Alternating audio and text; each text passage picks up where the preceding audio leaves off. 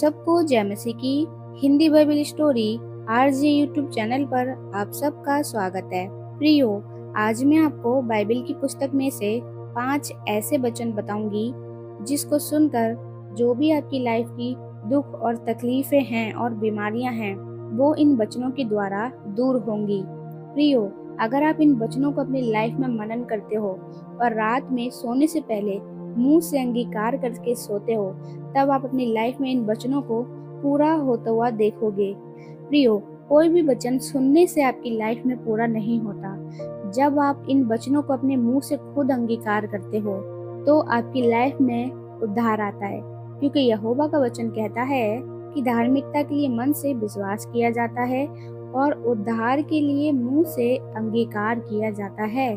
तो प्रियो, जब आप इन वचनों को अपनी लाइफ में मनन करोगे तो आप इन वचनों को अपनी लाइफ में पूरा होता हुआ देखोगे।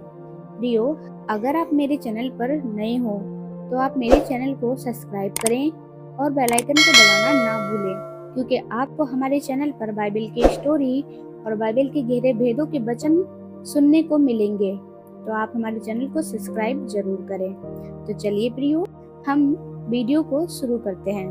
प्रियो, सबसे पहला बाइबल का वचन है मत्ती 6 और उसकी 25 आयत। इसीलिए मैं कहता हूँ कि तुम चिंता ना करो कि तुम क्या खाओगे या क्या पियोगे या क्या पहनोगे। प्रियो, ये वचन हमें चिंता करने से मना करता है।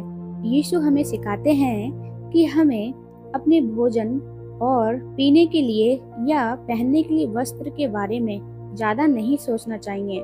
परमेश्वर हमारी सारी जरूरतों को पूरा करते हैं। हमें विश्वास करना चाहिए कि जैसे परमेश्वर ने पहले हमारे लिए सब कुछ व्यवस्थित किया है, वैसे ही भविष्य में भी करेंगे।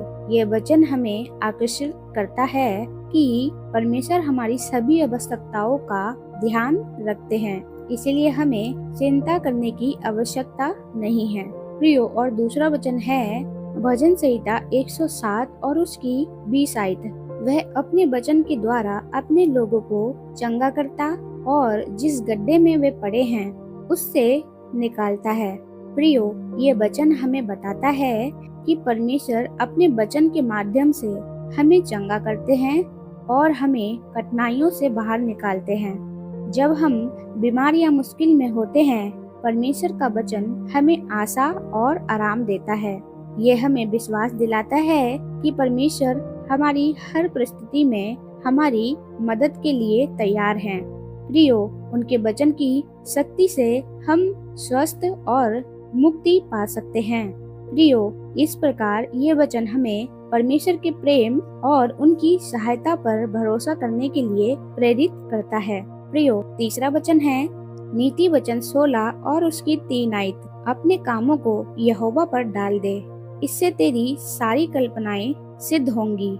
प्रियो, ये वचन हमें सिखाता है हमें अपने सभी कार्यों को और योजनाओं को परमेश्वर को सौंप देना चाहिए। इसका मतलब है कि हमें अपने सभी प्रयासों में परमेश्वर पर भरोसा करना चाहिए और उनकी मार्गदर्शन में चलना चाहिए। जब हम ऐसा करते हैं तो परमेश्वर हमारे विचारों को, हमारी योजनाओं को सफल बनाते हैं। ये वचन हमें सिखाता है कि अपने जीवन के हर पहलू में परमेश्वर पर भरोसा करना और उनकी इच्छा के अनुसार चलना कितना महत्वपूर्ण है। इससे हमारे सभी सपने और योजनाएं सफल हो सकती हैं। प्रियो, चौथा वचन है नीति वचन 10 और उसकी 29 आयत। यहोवा खरे मनुष्य का गढ़ ठहरता है। यह वचन हमें बताता है कि अगर हम अपने जीवन में सच्चाई और ईमानदारी का पालन करें तो परमेश्वर हमें सुरक्षित रखेगा और हमें हर प्रकार की मुसीबत से बचाएगा। परमेश्वर हमारे लिए एक मजबूत गढ़ की तरह होगा जो हमें हर विपत्ति से बचाएगा। प्रियो, पांचवा वचन है रोमियो 5 और उसकी 8 आयत। परंतु परमेश्वर हम पर अपने प्रेम की भलाई इस रीति से प्रकट करता है कि जब हम पापी ही थे तभी मसीह हमारे लिए मरा। प्रियो, ये वचन हमें परमेश्वर के असीम प्रेम को स्पष्ट रूप से प्रकट करता है।